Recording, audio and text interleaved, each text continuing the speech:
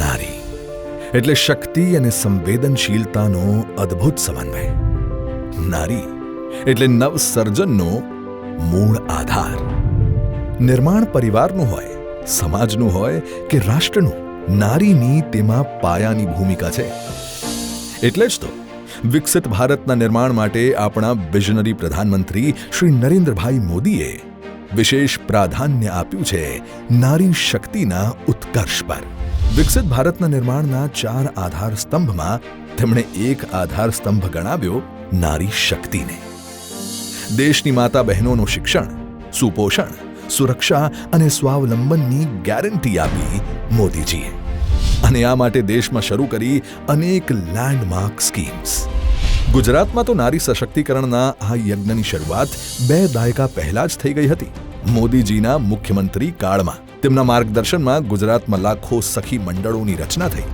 ગ્રામીણ અને શહેરી વિસ્તારની અનેક બહેનો સ્વરોજગારમાં જોડાઈ અને પોતાના પરિવારનો આર્થિક આધાર બની. નારી સશક્તિકરણની આ યાત્રાને મોદીજીએ વડાપ્રધાન બન્યા બાદ બમણી ગતિએ આગળ વધારી.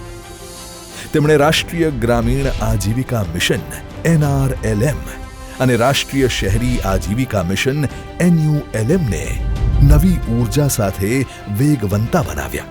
આ મિશન અંતર્ગત સ્વસહાય જૂથોની બહેનો સ્વરોજગાર કરી શકે તે માટે તેમના નાના કુટીર ઉદ્યોગો, હસ્તકળા, ફૂડ પ્રોસેસિંગ, કેટરિંગ અને કૃષિ જેવા ક્ષેત્રોમાં આપવામાં આવે છે વિના મૂલ્યે કૌશલ્યવર્ધનની તાલીમ. ગુજરાતમાં અત્યાર સુધીમાં 3 લાખથી વધુ બહેનો આ તાલીમ મેળવીને સ્વરોજગાર દ્વારા ઉજ્જવળ ભવિષ્યના પંથ કંડારી ચૂકી છે. જ્યારે દેશમાં વર્ષે 1 લાખથી વધુ આવક મેળવીને બહેનો બની રહી છે લખપતિ દીદી. આવનારા ટૂંક સમયમાં જ દેશમાં આવી 3 કરોડ લખપતિ દીદી બનાવવાનો સંકલ્પ કર્યો છે મોદીજીએ. अभी तक देश में 1 करोड़ लखपति दीदी बन चुकी है. इसमें बड़ी संख्या में गुजरात की भी मेरी माताएं बहनें हैं. હવે તો નમો ડ્રોન દીદી યોજના હેઠળ મહિલાઓને ડ્રોન દ્વારા ખેતરોમાં બિયારણ, જંતુનાશક દવા વગેરેનો છંટકાવ કરવાની વિશેષ તાલીમ આપવામાં આવે છે. ગુજરાત સહિત દેશભરમાં નાના નાના ગામડાઓની અનેક બહેનોએ ડ્રોન દીદી બનીને વિકાસના આકાશમાં ભરી છે ઊંચી ઉડાન.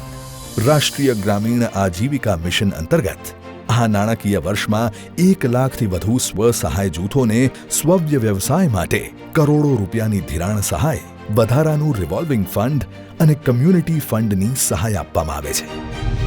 આ ઉપરાંત સ્વસહાય જૂથો, ગ્રામ સંગઠનો તેમજ ક્લસ્ટર લેવલ ફેડરેશન અને પ્રોડ્યુસર ગ્રુપને સંયુક્ત સાહસ કે સ્ટાર્ટઅપ શરૂ કરવા માટે અપાયું છે ખાસ સ્ટાર્ટઅપ ફંડ. તેવી જ રીતે શહેરી વિસ્તારના સ્વસહાય જૂથોને પણ લઘુ ઉદ્યોગ શરૂ કરવા રાષ્ટ્રીય શહેરી આજીવિકા મિશન અંતર્ગત આ નાણાકીય વર્ષમાં માતબર ધિરાણ સહાય આપવામાં આવી છે.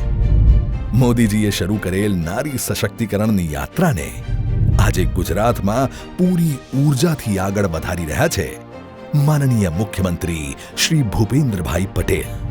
આપણી આ ગુજરાતની ભૂમિ તો આદ્ય શક્તિની પુણ્યશાળી ભૂમિ છે. નારી વંદના તો આપણા સંસ્કાર અને સંસ્કૃતિમાં વણાયેલા છે.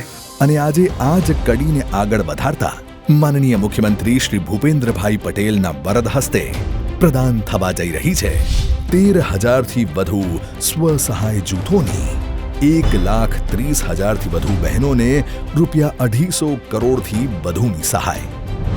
જ્યારે મહિલા આત્મનિર્ભર બને ત્યારે આખો પરિવાર આત્મનિર્ભર બને છે.